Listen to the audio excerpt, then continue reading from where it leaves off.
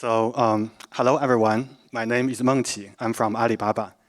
So today I'm going to talk about how we use model-based testing for open source software in the production environment.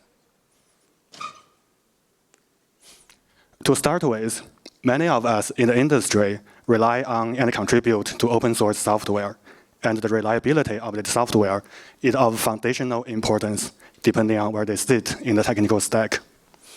And testing is essential for detecting bugs in every stage of their development. And in practice, we observe that it is very common to find well-organized tests at the integration level and the system level. And this is because they map easily to the high-level requirements of your system design. However, on the low-level unit tests, they are usually very insufficient. And the reason is twofold. One, it is very labor-intensive to write tens and hundreds of test cases, and you have to evolve them as your software evolves. And secondly, it is just infeasible to rely on humans to think of all the different corner cases and to write comprehensive test cases.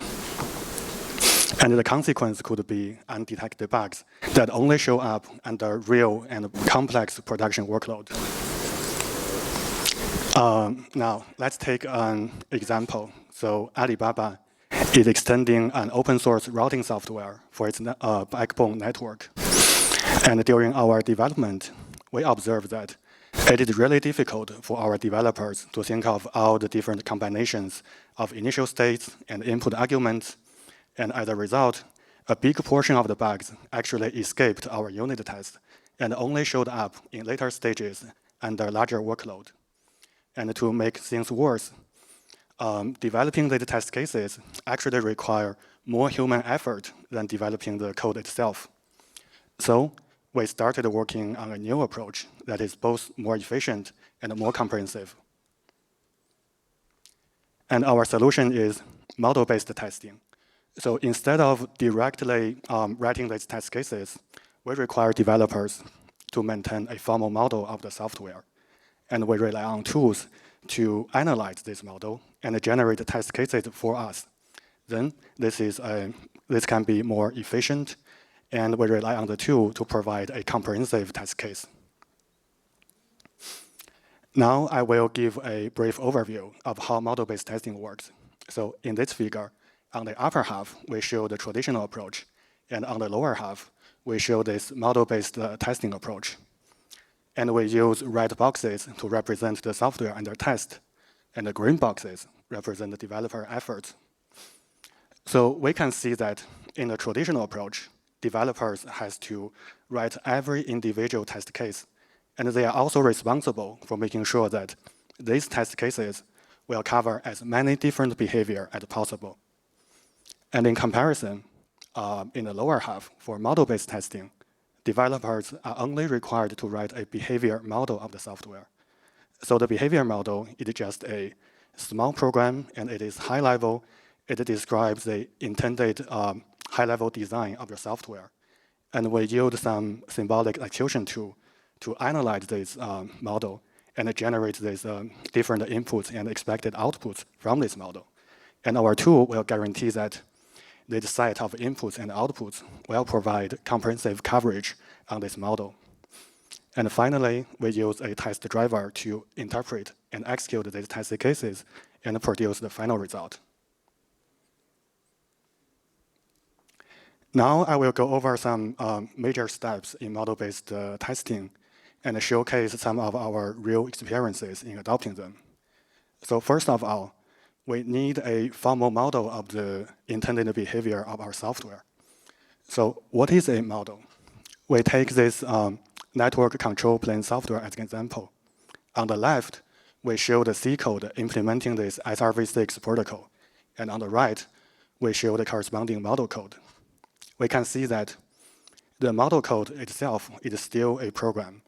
So it uses a special syntax in Python. And it defines the similar interface as the C code on the left.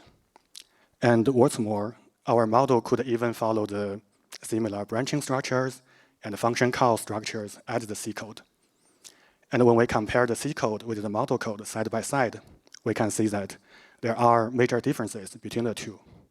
So first, our C code is usually extended on top of an existing software, and the entire code base could be very large and difficult to analyze. But our model code usually focuses on a small subset of this software. And in this example, we only focus on how the policies are maintained and manipulated. And in this case, we could have a much smaller model than the C code. And secondly, our model is high level, meaning we use high-level data types, such as lists and maps. And in comparison, in the C code, we have to rely on low-level data types, such as pointers, linked lists, and even hash tables. And thirdly, because our model only concerns the functionality of the software, we could use very simple algorithm to describe it. And in contrast, the C code has to use highly optimized algorithm for better performance. And all these differences make it possible for us to write a very small and high-level model that is easy for developers to manually review and for tools to automatically analyze. Then I will briefly explain the technology that we use to analyze this model and generate test cases from it. So this is called symbolic execution. It basically means using symbolic values instead of concrete values to simulate the execution of a program and try to explore all the feasible execution paths within this program. So on the left, we show a very simple example function. It takes two arguments, x and y, and it computes the floor of x relative to y. And when y equals 0, it throws a runtime error. On the right, we show how to symbolically execute this program. So initially, we assume that x and y could take any value, and we name it a and b respectively. Then we come to the first branching. So at this point, because there is no constraint in the initial argument, any branch is possible. It either goes to the left subtree, which means nothing happens, or it goes to the right, meaning b is less than 0, and y's value is reset to minus b. Then we come to the second branching. So here, we could see that symbolic execution actually uses mathematical reasoning to decide whether it is possible to take, whether it is possible for this condition to be true or to be false. And in this example, it is powerful enough to deduce that one of the execution paths is actually infeasible. If we look at the third execution path, we can see that it is impossible for b less than 0 and minus b equals 0 to be true at the same time. So in the end, symbolic execution is able to conclude that there are 3 different execution paths in this program, and it can generate concrete test cases for each of them, as shown on the lower left. So this is a very simple example. In practice, we develop sophisticated execution tools to support more complex control flows, such as loops and function calls. And we also support many built-in types and built-in functions. So this allows our developers to write models that are expressive enough to describe their intentions, and our tools can automatically generate test cases from them. And in this slide, I will show some real test cases generated from our model. So on the left, you could see that our test cases follow a similar structure. It has the initial state, the input argument, and the expected final state. And given these abstract test cases, we implement test drivers to interpret and execute these tests and produce the final result. And on the right, we show the code coverage obtained by running these model-generated test cases. And based on our experience, we found that it is very easy for model-generated tests to achieve above 80% line coverage. And the portion that is not covered usually corresponds to irrelevant logic that we are not interested in. And this table showed some real bugs found by this new approach. So bug number one, it is an integer overflow issue that has been hidden for years until uncovered by our model-based testing. So it is actually a very subtle bug because it only occurs when the difference between two index numbers are larger than 2 to the 31. And the model-based testing is able to cover this subtle scenario because we use rigorous mathematical logic to encode integer arithmetics, and we explicitly consider all possibilities of overflow. And the rest of the examples also demonstrate the comprehensiveness of model-based testing. So here, if we take a closer look at example number 2, on the left, we show the model code of this sub function. So it basically takes two lists of items and compare the difference between them and commit every added element to the system. So the logic seems very straightforward, and it passes all of our manual tests. However, in model-based testing, our tool is able to come up with test case number 2, where there is no added element when you compare the two lists. But actually, the two lists are different, and this duplicate in a new list will trigger a bug in the subsequent processing. And this helps us locate this insufficient input validation problem, and we eventually strengthen the input validation to fix it. And this demonstrates that model-based testing indeed provides better coverage than a manual approach.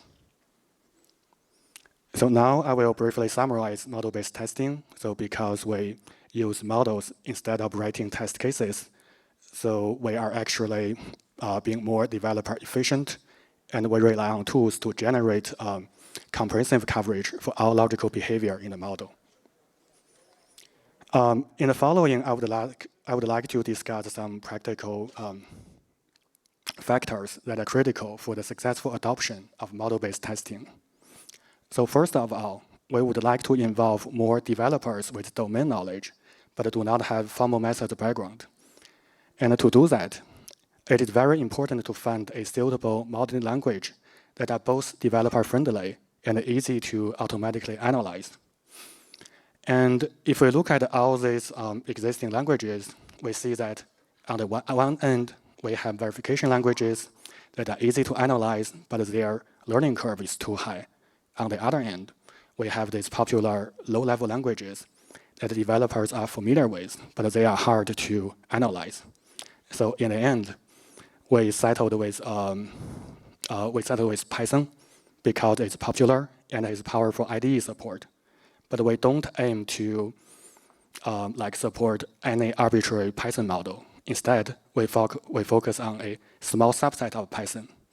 We require static typing, and we require mandatory type annotations for each field and each function parameter. And also, depending on the field, we define and support some built-in types, such as 32-bit integer, and we support built-in functions and even some convenient Python syntax, such as list comprehension. And this allows our developers to efficiently write their own model and maintain them. And in addition to a modeling language, we also require adapting the software to support unit testing and to extend it to be able to interpret and execute abstract test cases. So this is actually a uniform workflow that we find that can apply to most of the software. And in the end, I would like to compare model-based testing with other testing approaches. So on the one hand, we have a very popular technique that is called fuzzing. There are lots of off-the-shelf tools that are ready to use, but the fuzzing is usually limited to detecting crashes and assertion failures, and we find it's not as suitable to detect algorithmic bugs as in our network control plane software. And on the other hand, we have seen a lot of hot topics and increasing trends in using large language models to generate test cases. So they are powerful enough to target the same type of bugs as model-based testing. They can detect algorithmic algorithmic functional problems and also runtime problems. But there are two significant differences between this LLM-enabled approach and model-based testing. For one, model-based testing rely on developer-provided ground truth. The developer will provide a rigorous formal specification written in a modern language. But for large language model-based approach, they usually need to infer the expected behavior of the software. And they either do it from the code base or from documentation. And this usually requires like developer intervention to make sure that these test cases are correct and are meaningful. And secondly, model-based testing relies on symbolic execution, which is a mathematical-based rigorous approach to achieve comprehensive logical behavior coverage. On the other hand, if we use large language model-generated tests at the current stage, we found that it is more suitable to achieve scenario coverage on the high level, or at best line coverage on the low level. But even if we have a 100% line coverage test cases, there are still possibility of logical errors hidden that is not covered by this test case. So to conclude my talk, we would like to encourage more adoption of model-based testing, and this includes more infrastructure support in open source software. And we also encourage more model-generated tests in the open source community. Yeah. Thank you for your time. Any questions?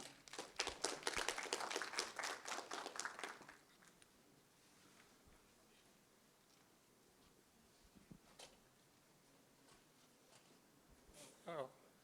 Yeah.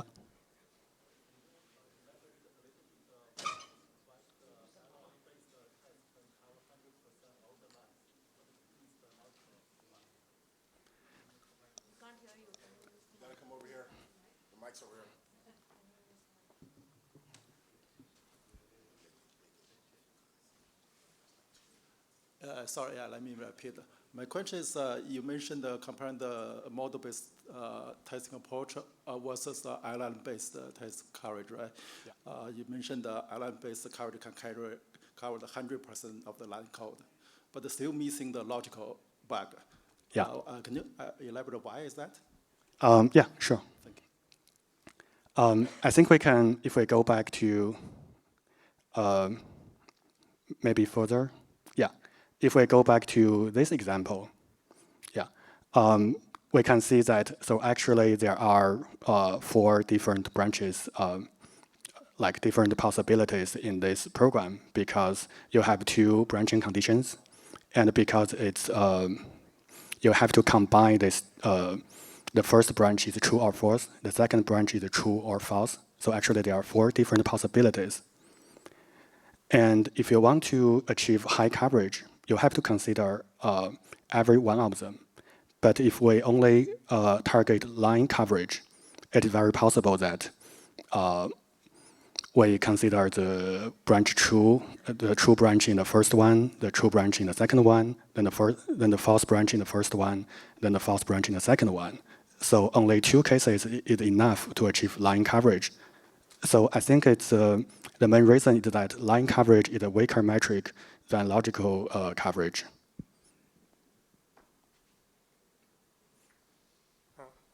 Thanks for the talk. I have a brief question. I just wonder if you are using any specific solver under the hood, or if you are building your solver from scratch in-house. Yeah, that's a good question. So basically, we are trying to build our own like front end and middle end for decoding all these complex structures. But underneath, we rely on off-the-shelf like open source SMT solvers. Yeah. Yeah, makes sense. Thank you. Thank you.